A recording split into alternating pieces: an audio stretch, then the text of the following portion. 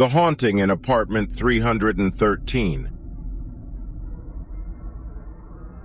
I entered Apartment 313's dimly lit hallway, which would soon transform into a nightmare cave.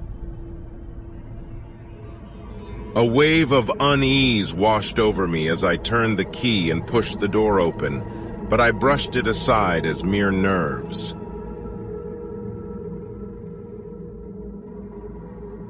Except for the occasional creaks and distant whispers that echoed through the walls, the first few nights were relatively quiet. I tried to convince myself that it was just an old building shifting, but deep down I knew there was something more sinister at play.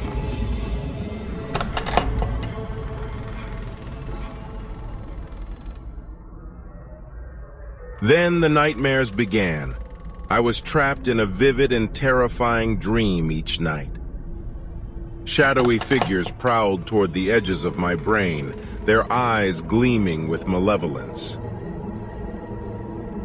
I awakened soaked in sweat, my heart beating just to find the loft shrouded in a spooky quietness.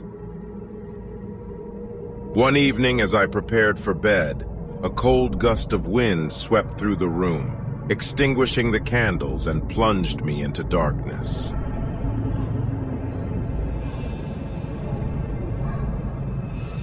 Panic seized my chest as I fumbled for the light switch, but it remained stubbornly unresponsive.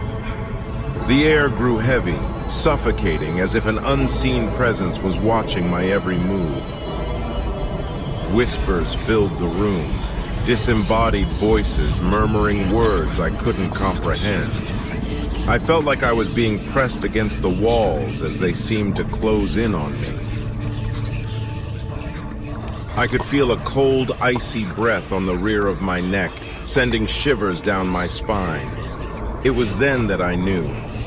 I was not alone in Apartment 313.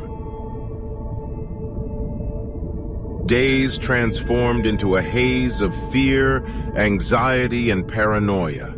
Every waking moment was consumed by a haunting sense of being watched. Shadows danced along the walls and objects moved independently. Every attempt to fall asleep was met with terrifying nightmares and agitated spirits lingering just beyond the veil of consciousness, making sleep a distant memory. I turned to a well-known paranormal investigator for assistance as a last resort of desperate measures. We investigated the apartment's past together and discovered a sinister secret.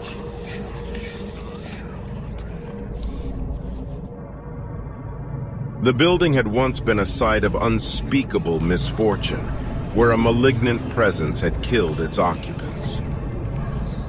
As we performed a cleansing ritual, a sense of relief washed over me, as if the air had lightened and the sinister presence had retreated.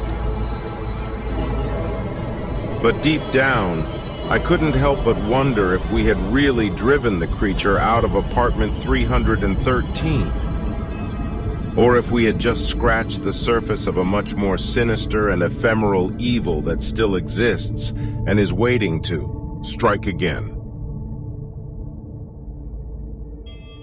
Subscribe to our channel for more chilling tales. Join us and stay haunted.